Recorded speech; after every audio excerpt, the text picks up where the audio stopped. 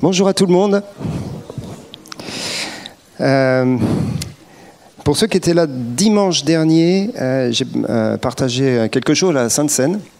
Et en fin de compte, je vais rebondir sur ce que j'ai partagé. J'avais parlé du psaume 23 et puis de la rencontre de Melchisédek et Abraham. Et en fin de compte, c'est très très simple ce que je vais partager ce matin. Le psaume 23, le verset que j'avais sorti du psaume, c'était « Il dresse devant moi une table en face de mes adversaires, il oinduile ma tête et ma coupe déborde. » C'est magnifique ces deux versets-là. Et c'était l'idée donc que face à nos adversaires, et c'est pour ça que j'avais parlé de la rencontre d'Abraham avec Melchisédek, parce qu'Abraham va rencontrer aussi le roi de Sodome.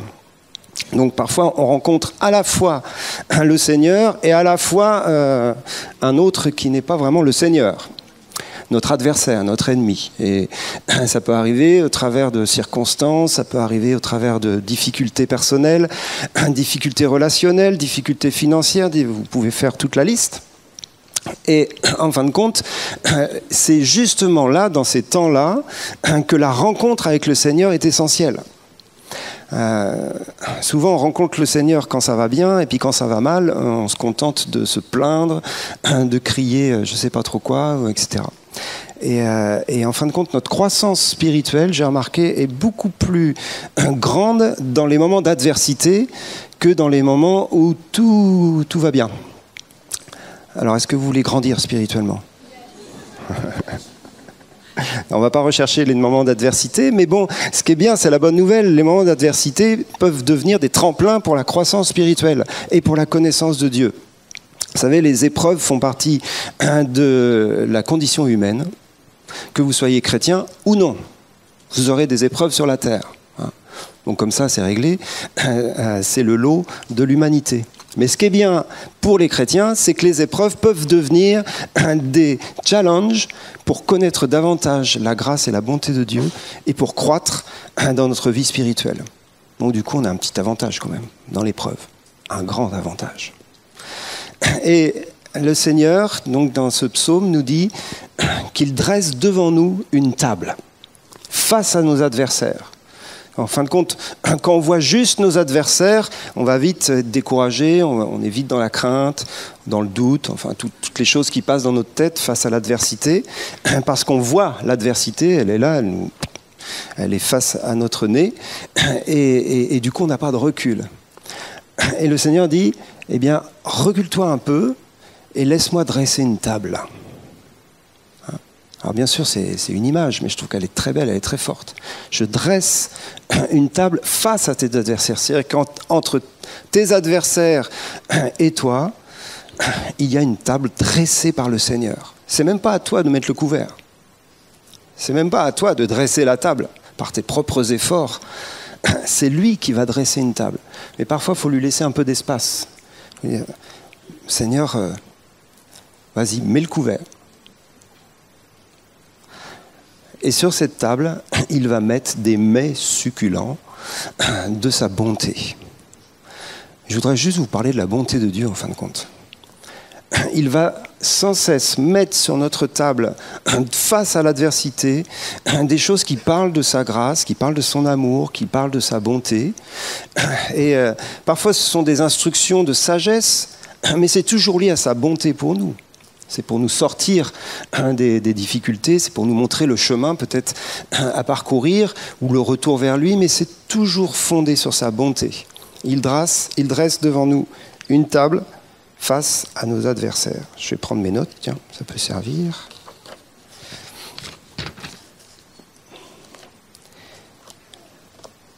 Et on le cite souvent ce texte, mais je vais juste le rappeler rapidement. C'est lorsque Moïse demande à Dieu cette prière incroyable, fais-moi voir ta gloire. On cite souvent cette histoire-là, alors qu'il a déjà tellement expérimenté de choses avec Dieu, Moïse, il en veut davantage, il veut voir la gloire de Dieu. Et Dieu va le faire monter sur la montagne, etc. Mais la réponse de Dieu est étonnante à cette prière de Moïse. La réponse de Dieu, c'est « Je ferai passer devant toi toute ma bonté ». Lui, il demande, fais-moi voir ta gloire. Et le Seigneur répond, je vais faire passer devant toi ma bonté. Tu veux connaître davantage ma gloire, tu veux connaître, on va dire, le cœur de ma gloire, parce qu'il en avait vécu beaucoup l'extérieur, Moïse. Les signes, les prodiges, tout ça, c'est magnifique. Et des grands miracles. Mais le Seigneur dit, viens, rentre dans la nuée. Donc il monte sur la montagne, il va entrer dans la nuée, il va entrer dans la présence de Dieu, et Dieu va lui montrer sa bonté, son cœur de père, sa miséricorde, sa grâce, etc. Il va lui révéler son nom. La bonté de Dieu, c'est le cœur de la gloire de Dieu. Et tout à l'heure, on a vécu des choses dans le temps de louange qui nous parlaient. En fin de compte, on revenait à ça sans cesse. La bonté de Dieu, la grâce de Dieu, réjouis-toi. Il est tellement bon, il veut agir dans ta vie. Mais l'intimité de la sainteté de Dieu, c'est son amour. On ne peut pas séparer Dieu et le couper en morceaux, vous savez. La sainteté de Dieu, quand tu rentres au cœur de la sainteté de Dieu, tu découvres son amour, tu découvres sa bonté. Alors c'est un sujet qu'on connaît bien, mais il faut le redire, la révélation de la bonté de Dieu, c'est la croix. La révélation de son amour, c'est la croix. Et sans cesse dans nos vies, le Seigneur nous ramène là, à ce que Jésus a fait pour nous. Et il y a un verset fantastique dans l'Épître aux Romains qui nous dit simplement que, alors que nous étions encore pécheurs, Christ est mort pour nous. Vous connaissez bien ce verset, hein, c'est un verset de base de notre formation au baptême. Mais parfois, c'est bien de revenir à la base. Alors que nous étions des pécheurs, que nous ne cherchions pas Dieu, que nous ne le connaissions pas et que nous faisions que lui déplaire, Dieu a envoyé son Fils mourir pour nous pécher. Ça veut dire quoi ? Ça veut dire que si tu veux plaire à Dieu, tu n'as rien à faire. Puisque lorsque tu faisais n'importe quoi, il t'aimait déjà. C'est basique. Mais c'est ça la bonté de Dieu. Alors que tu étais pécheur, Christ est mort pour toi. Christ est mort pour moi. Et à chaque fois qu'on est dans des temps, peut-être toute notre vie, comme on l'a dit, à un moment donné, nous condamne. Souvent, on se condamne nous-mêmes, on se culpabilise. Rappelons-nous ce fondement essentiel de nos vies. De toutes les façons, tu ne peux pas mériter l'amour de Dieu et la grâce de Dieu par tes bonnes actions et par ta propre justice. Alors que tu étais pécheur, il t'aimait. Et il a prouvé son amour envers toi, qu'il a envoyé son Fils mourir sur la croix à ta place et prendre ta condamnation afin que tu sois pardonné. C'est l'Évangile. On va lire un petit texte qui se trouve dans Lamentation. On ne va pas souvent dans Lamentation, c'est juste avant Jérémie. Juste après Jérémie. Merci Didier. C'était le cri du cœur, là. Comme je disais, on ne va pas souvent dans Lamentation.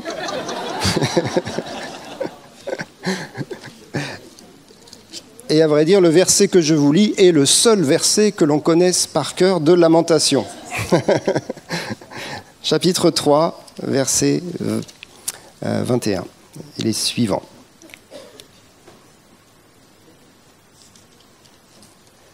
Ça commence mal, parce que c'est pas celui-là que je voulais lire. Qu'est-ce qui se passe ? Je suis bien dans Lamentation. Si, c'est celui-là. Non, c'est pas celui-là.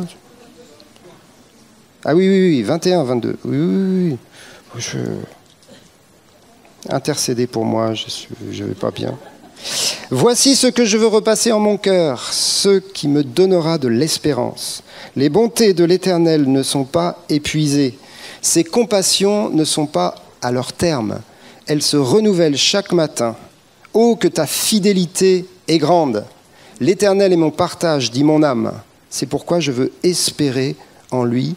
L'Éternel a de la bonté pour qui espère en lui, pour l'âme qui le cherche. Il est bon d'attendre en silence le secours de l'Éternel. On pourrait continuer, on s'arrête là. C'est toute une instruction simple sur notre relation avec Dieu qui est basée sur une vérité qui n'a rien à voir avec nos circonstances, qui nous dit que les bontés de l'Éternel ne sont pas épuisées, elles se renouvellent chaque matin. Ça veut dire qu'il y a une source intarissable de bonté. C'est ce qu'on vivait dans la louange tout à l'heure. Il y a une source qui ne s'arrête jamais de couler du trône de Dieu, c'est la bonté. Et ce sont des bontés, c'est-à-dire qu'il y a plusieurs dimensions dans tous les domaines de notre vie. Les bontés de l'Éternel sont renouvelées chaque matin. Ses compassions ne sont pas à leur terme. Il a toujours compassion de nous et il veut toujours déverser ses bontés dans nos vies. Mais le texte nous demande quand même d'être un peu actifs dans la démarche. Parce que ces bontés sont renouvelées pour ceux qui espèrent en l'Éternel et qui le cherchent. Ceux qui espèrent en lui et qui le cherchent. Et bien sûr, on arrive à ce principe évident de la foi. La foi, c'est quoi? La foi, c'est croire que Dieu existe. Ça, c'est assez simple, normalement, pour nous. Mais la deuxième chose, c'est qu'il est le rémunérateur de ceux qui le cherchent. C'est-à-dire celui qui paye un salaire à ceux qui le cherchent et qui s'attendent à lui. Il y avait un séminaire sur les finances cette semaine à Nérac. Et j'ai eu juste un petit écho de ce qui a été enseigné. J'ai trouvé ça sympa.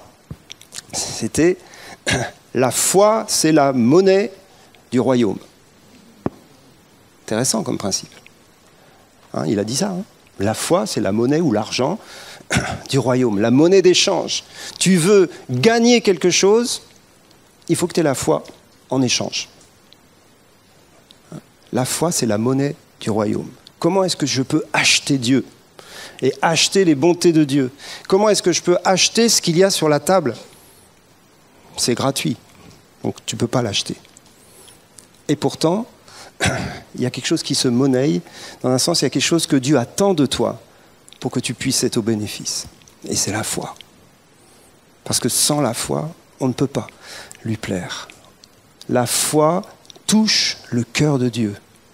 La foi touche le cœur de Dieu. Vous vous rappelez la femme cananéenne qui a été chercher Jésus parce qu'elle avait sa fille qui était complètement démonisée. C'était une femme cananéenne, donc elle ne faisait pas partie d'Israël. Et donc elle vient vers les disciples et vers Jésus et commence à crier « Viens m'aider, viens me sauver ». Alors les disciples, comme d'habitude, ils la rejettent, n'importunent pas le maître. Et Jésus, quand même, il résiste un peu parce qu'il dit « J'ai été envoyé plutôt uniquement vers les brebis perdues de la maison d'Israël et toi, tu es une cananéenne. » Donc Jésus ne répond pas tout de suite. Et du coup, elle va insister. Elle part de là où elle est et elle est dans un endroit qui n'est pas béni du tout. C'est-à-dire, les nations en dehors d'Israël ne sont pas dans l'alliance, et le Messie n'est pas pour eux. Vous voyez, donc elle est très très loin de pouvoir mériter. Mais comme on le sait, personne ne peut mériter. Mais qu'est-ce qui va la motiver? Elle sait qu'en insistant, elle va toucher le cœur de Dieu. Elle sait qu'en insistant, qu'en allant jusqu'au bout de sa démarche, il va se passer quelque chose parce que c'est pas possible que Dieu soit pas bon. Dieu est bon. Donc elle insiste un peu. Et Jésus lui dit, tu sais que ce sont les enfants qui mangent le pain. Et il n'est pas bon de donner le pain aux petits chiens. La comparaison est puissante. Il faut se mettre dans le contexte, bien sûr. Et elle répond de là où elle est, un petit chien. Elle dit, oui, mais les petits chiens, ils mangent des miettes sous la table. C'est une attitude de foi. C'est une attitude de foi, parce que Jésus dit, ta foi est grande. D'un seul coup, il est étonné. Ta foi est grande. Jésus l'a dit rarement. En général, c'est gens de peu de foi, quoi. Ta foi est grande. Jésus est étonné. Jésus est comme... il se dit, mais mince, quoi. C'est ça que je cherche parmi le peuple d'Israël. Et je le trouve chez cette Cananéenne. Ta foi est grande. Et elle obtient directement la bénédiction qu'elle était venue demander. parce qu'elle touche le cœur de Jésus par sa confiance, par son assurance qu'il est bon. Je sais que tu es bon. Il y a plein de choses qui m'empêchent, et il y a sûrement plein de choses qui t'empêchent d'avoir de l'assurance en toi-même ce matin. Il y a sûrement plein de choses dans ta vie qui te disent t'es nul, t'es pas à la hauteur, t'as pas assez prié, tu fais pas partie de je sais pas quoi. Vous voyez ce que je veux dire? Il y a plein de choses qui nous freinent et qui nous disqualifient. Mais ce n'est pas sur cette base-là qu'on s'approche du Seigneur. C'est sur la base de sa bonté envers nous. Mais malgré toutes ces choses, je sais que tu m'aimes. Je sais que tu m'aimes. Je sais que tu m'aimes. Et je crois en ta bonté pour ma vie. Et je viens devant toi et je réclame cette bénédiction avec foi.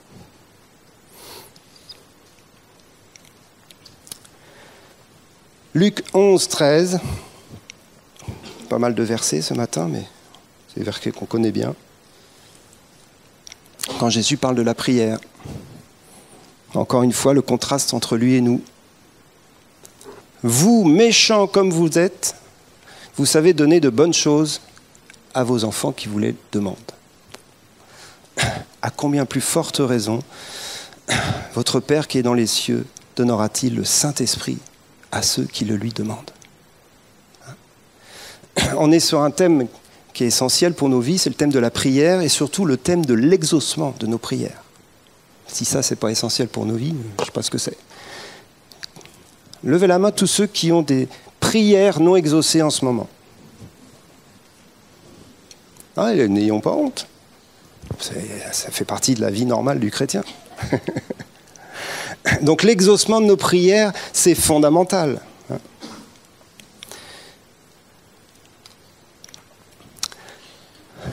J'ai l'impression de me répéter, mais c'est pas grave. Le fondement de l'exaucement de nos prières, c'est l'amour du Père pour nous. Il n'y a pas d'autre fondement de l'exaucement de nos prières.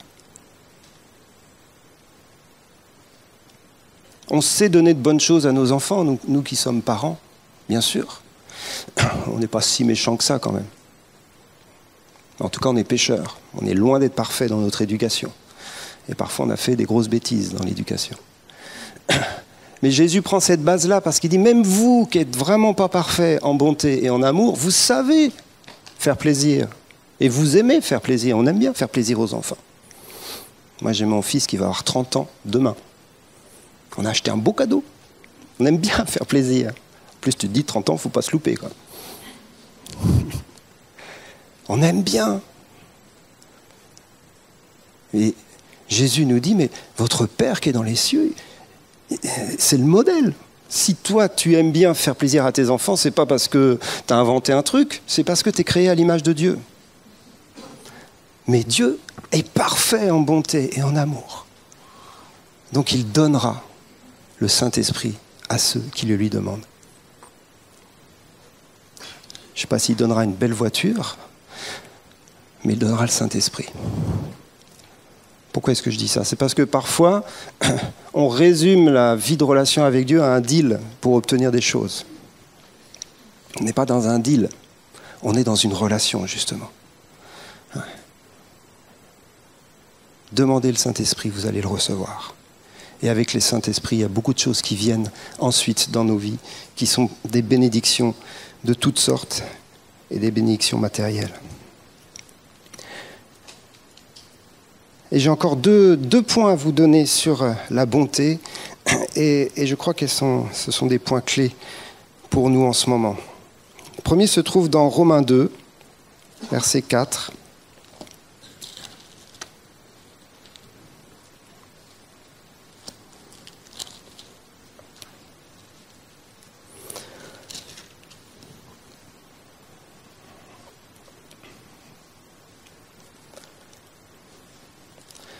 C'est un texte assez dur, hein, Romains 1 et 2, qui parle de la justice de Dieu. Mais au verset 4, il y a un principe intéressant qui nous dit « Méprises-tu les richesses de sa bonté, de sa patience, de sa longanimité, ne reconnaissant pas que la bonté de Dieu te pousse à la repentance ?»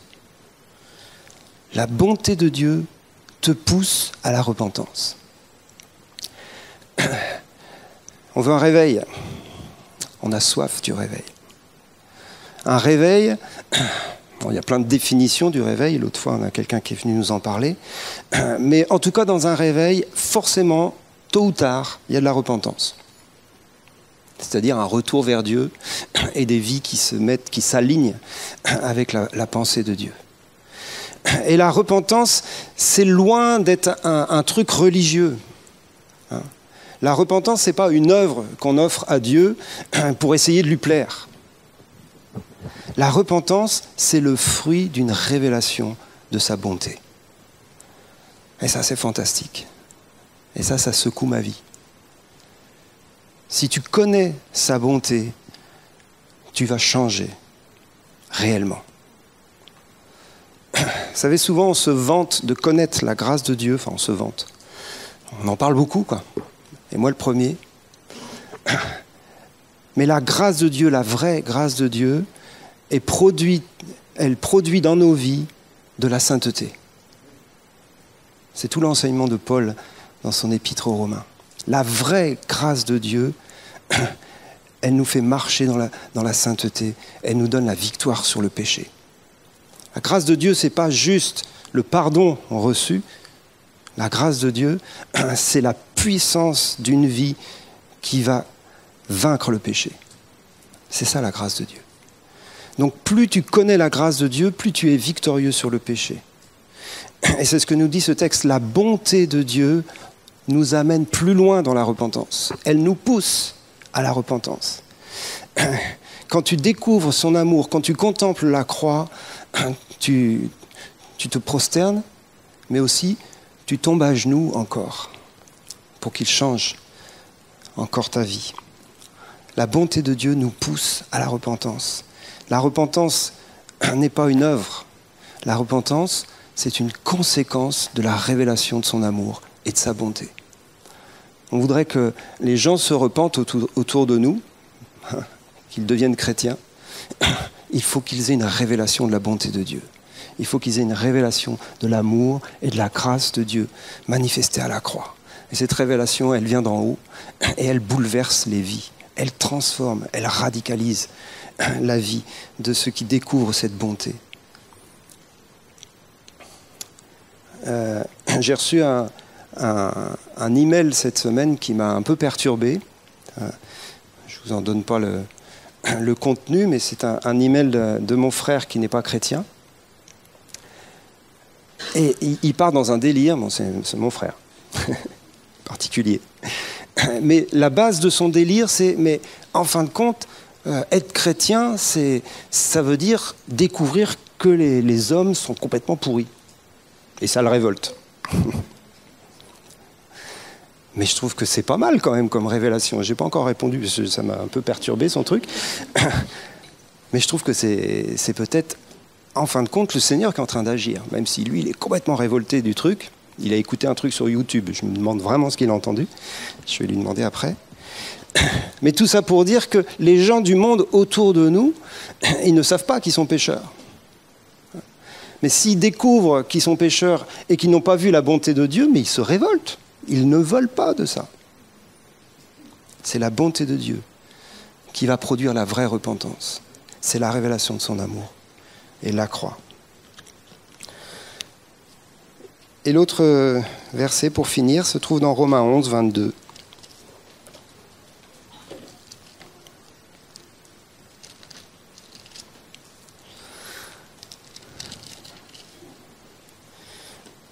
Là, on est dans le contexte du salut d'Israël, qui a été mis de côté pour un temps et que le Seigneur va greffer de nouveau. Vous connaissez le principe de l'olivier avec les branches, etc.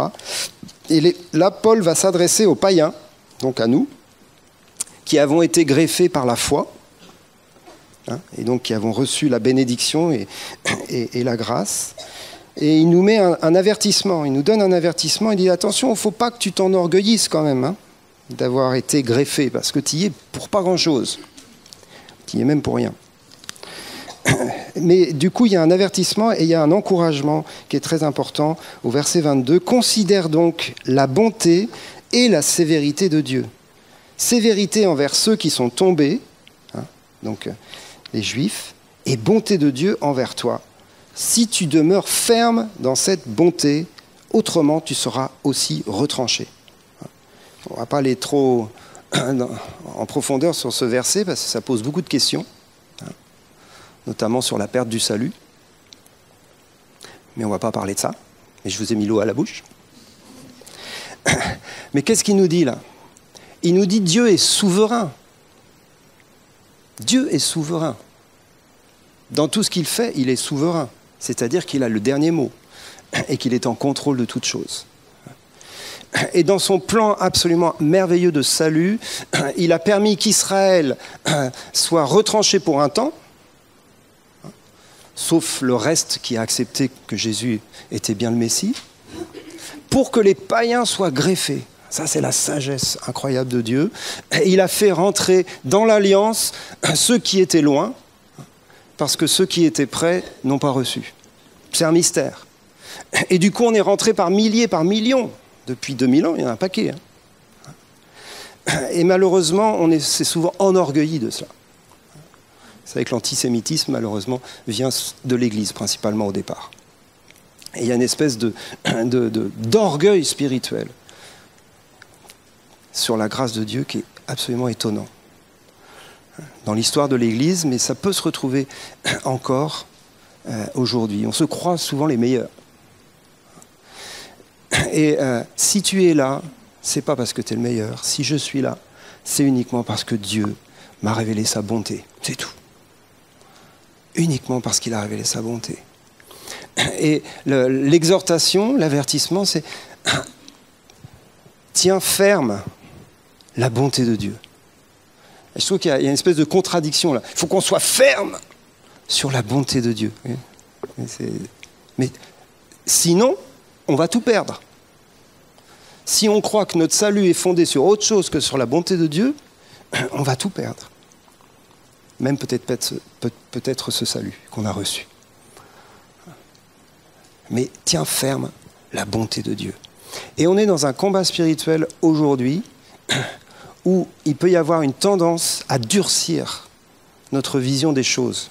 Parce que les choses vont mal dans le monde. Et peut-être il y a certains enseignements qui tournent, qui sont là, qui parlent des jugements qui viennent sur le monde, c'est la fin des temps, enfin il y a toutes sortes de choses. Et le monde va mal, c'est clair. Mais il ne faut pas qu'on change de fondement. Dieu n'a pas changé, même si les choses ne vont pas très bien. Le fondement, ça reste sa bonté. Et je veux tenir ferme sur la bonté de Dieu. Je veux tenir ferme la bonté de Dieu. C'est un combat spirituel. Vous vous rappelez Ephésiens 6, les armes de notre combat, ce sont des armes spirituelles contre les puissances, les autorités, les dominations. 3 fois dans ce texte d'Éphésiens 6, il nous dit « Tenez donc ferme ». Tenez donc ferme la bonté de Dieu. C'est votre cadeau le plus important, c'est votre bien le plus précieux. Tenez ferme dans la foi. Continuez de vous approcher de Dieu parce qu'il est bon. Continuez de demander sa grâce et sa visitation parce qu'il est tellement bon. Et parce qu'on expérimente sa bonté, plus on croit à la bonté de Dieu, plus on expérimente la bonté de Dieu. Si tu crois, tu verras la gloire de Dieu. Dieu ne change pas, c'est nous qui changeons. La bonté de Dieu est renouvelée chaque matin. Tiens ferme, tiens ferme. Tiens ferme face à l'adversité. Tiens ferme ta foi, ton espérance dans la bonté de Dieu. Parce qu'il va exaucer la terre, il va exaucer nos prières. La persévérance dans la fermeté est essentielle. La maturité chrétienne est une question de fermeté dans la foi.